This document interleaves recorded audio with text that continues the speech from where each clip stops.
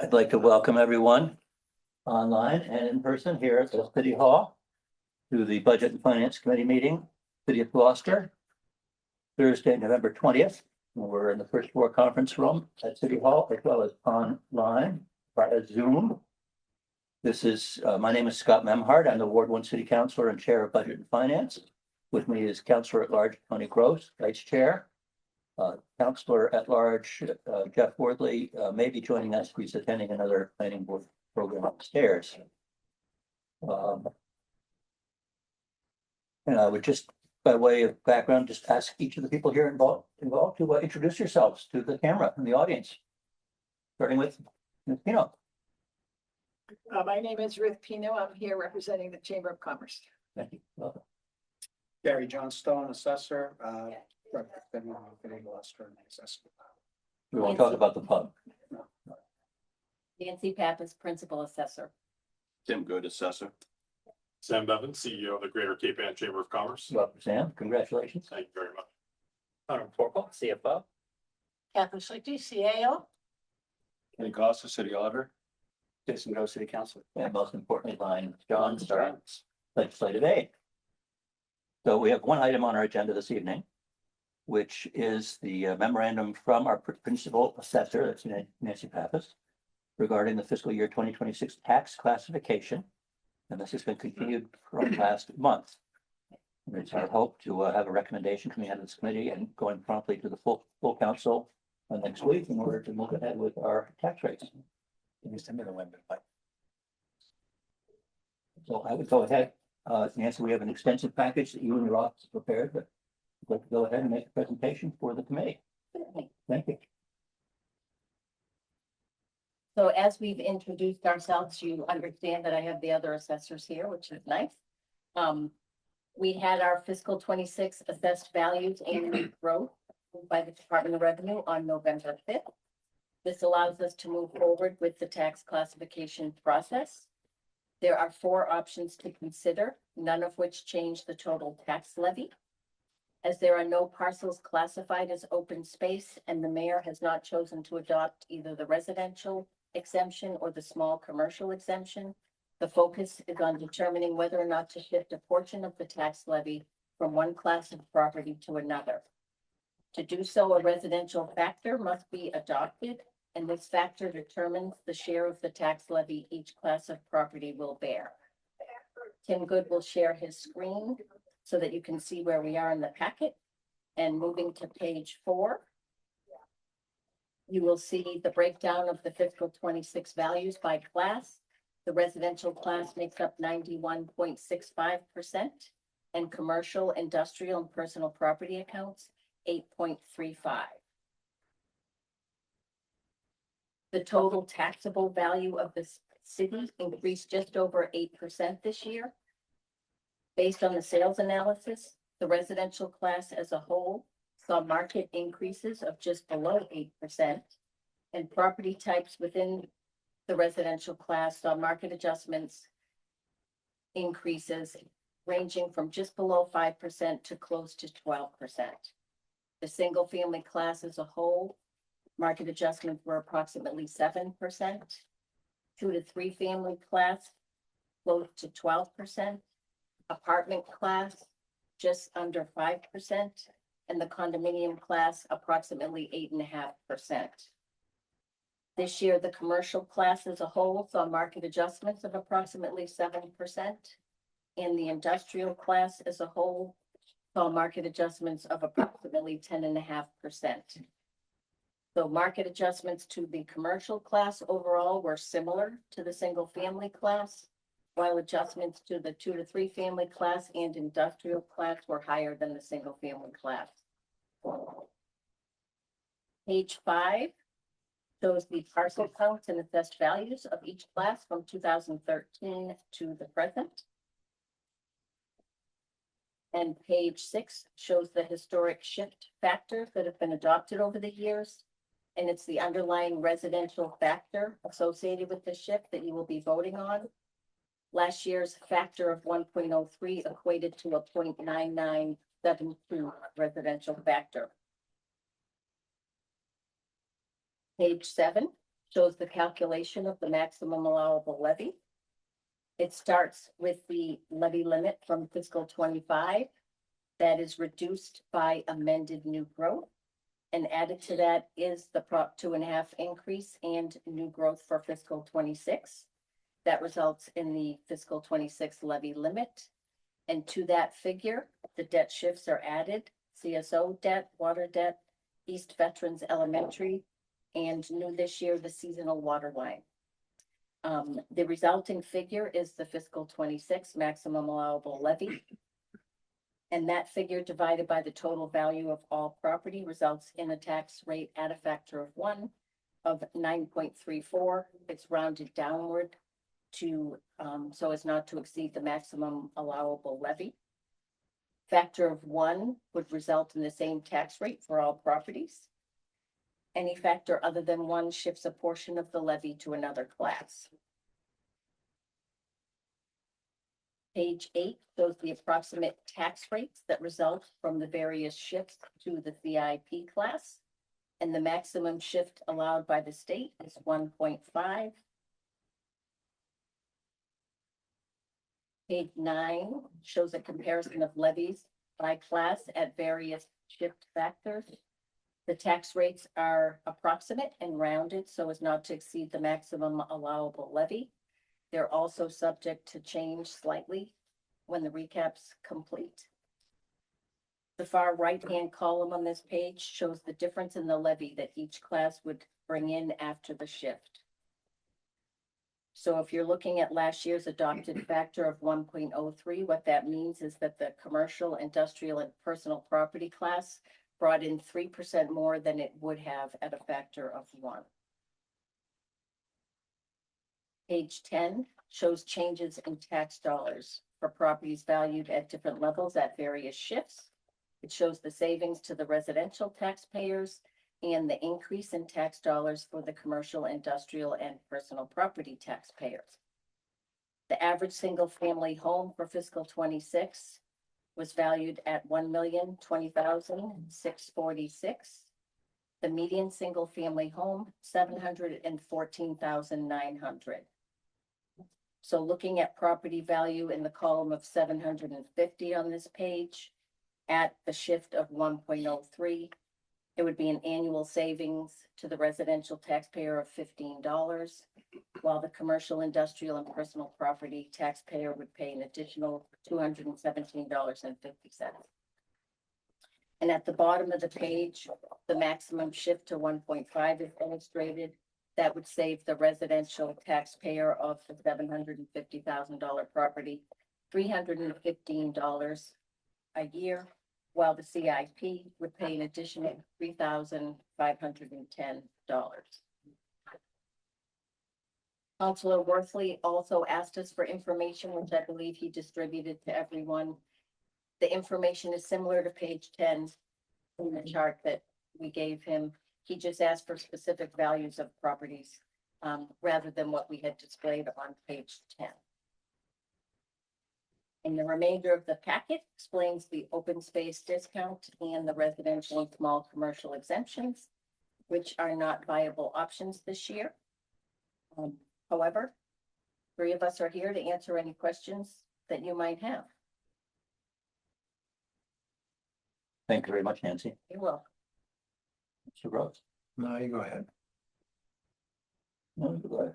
No, you go ahead. I was going to ask Catherine Schlifty, CAO, if there's a recommendation this year from the administration. Yes, the mayor is recommending that we maintain the same rate that going forward that we currently have. No shift. The shift from last year, 1.03. Oh, I'm sorry. Yes, thank you. You got to get the terminology correct. And is there any background on as to that rationale or justification for that? Maintaining the current course? Yeah, it seems to be working. He doesn't want to put more of a burden on the commercial tax base than already bearing. Sounds good to me. Councilor Gross, are you prepared to ask any questions? Not really, because it's pretty straightforward. It's kind of dry. That's right.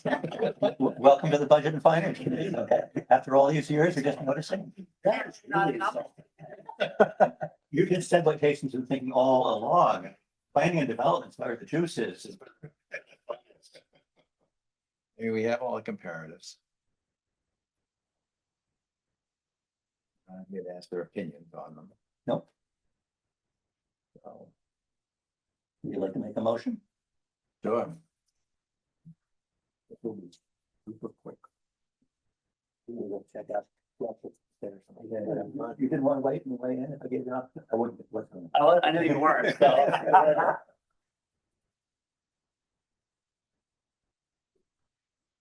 So. Committee recommendation, move to recommend that the city council adopt a residential tax classification of 0.997300 that equates to a CIP shift of 1.03 for the fiscal year 2026. And I so move. Second. Any further discussion? Councilor Gross, I just want to make sure you did say residential tax classification factor.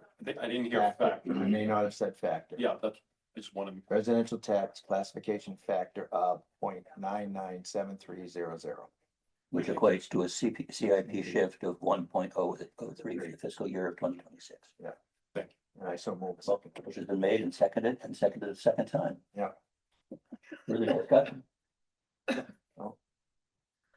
We'll have plenty at the council. I hope we will. I think we will, but Yeah. at this point, as Moving everyone forward. can see, that we've held our course. It's been a long and passionate debate. It doesn't have a lot of Quite a while. immediate consequential impact in terms of businesses and residents. Although 17.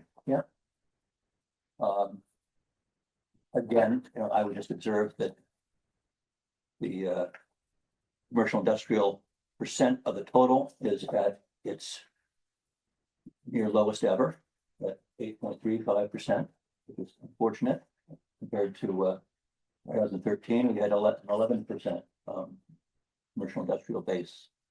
And that reflects the shrinkage in number of local businesses, jobs, and all the rest, which from the point of view of business community and the overall community is a disappointment. Not a healthy shift. We need more business and more industry in the community to help underwrite the costs and avoid the burden on exclusively residential properties. And if there's no further discussion, we'll take the vote. All in favor? Aye. Aye. Any opposed? Motion passes 2 in favor, 1 absent, 0 opposed. No, we obviously don't need this other motion, correct? Not at the present time. Well, thank you all. Oh, no. That was sweet. You're welcome. I feel like we've been here before. Decades. Sam, sometimes there are a lot of fireworks, just so you know. oh, this was a real disappointment. Yeah. I'll be back next year. Well, we have Tuesday. Next Tuesday, we'll Yeah. look forward to people's advocacy. you guys will get- Then you'll be getting asked a lot more questions. And well prepared. What's going on upstairs on the planning board that's so interesting? Taking Buddy Gloucester out of the MI to. Oh, right. Extend MI to neighborhood business. Main Street. Yeah. You should go up there.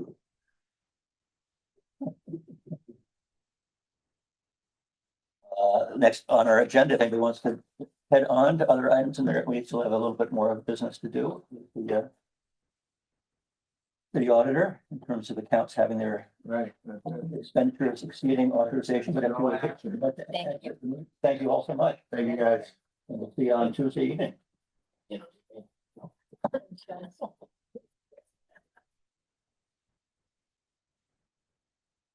I'll stay, Kenny. Oh, I'll thanks, listen to what you Connor. have to I say. appreciate it.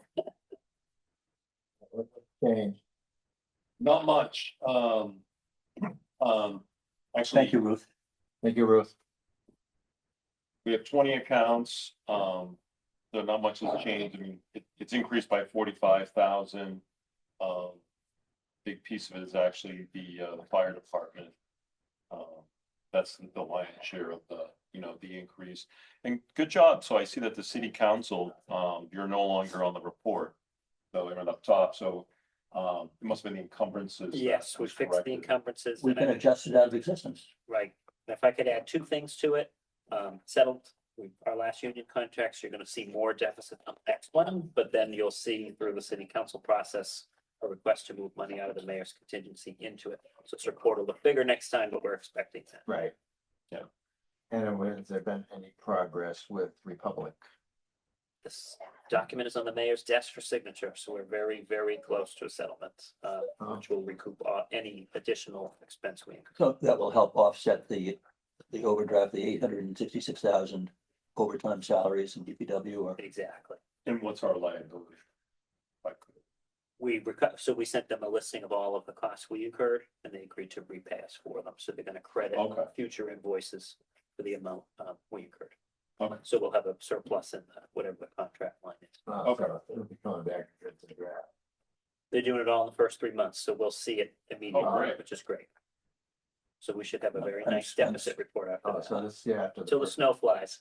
Well, yeah. Okay, Well, no, that'll clear up just about when the snow was Yeah. ramping up pretty. let's hope so. I'm surprised to hear that we were able to reach a settlement as promptly as that. Quick, and they were very agreeable, which was great. They wanted it done. They did. Listen, we don't even have a purchase order. Like, we never, Like, like, I rejected it and said, no, until there's a settlement, there is no PO. Cause I didn't even want there to be a chance that we would even be able to pay them. Until we had a contract. So all those guys that are out there collecting my trash once a week, We haven't paid them. really, No, so to speak. maybe why they wanted to. No, that's extremely encouraging news overall, considering what Yeah. a real challenge it was for DPW in particular, but and all of our residents in the city. For a, 3 month, 2.5 month, 3 month strike on trash removal services. And I think we learned some lessons. It'll be interesting to see how that impacts the negotiation going forward for renewal of contracts going into the next term. that's coming up too. September, I think it really expires in September, so we gotta get moving on that. Oh, yeah.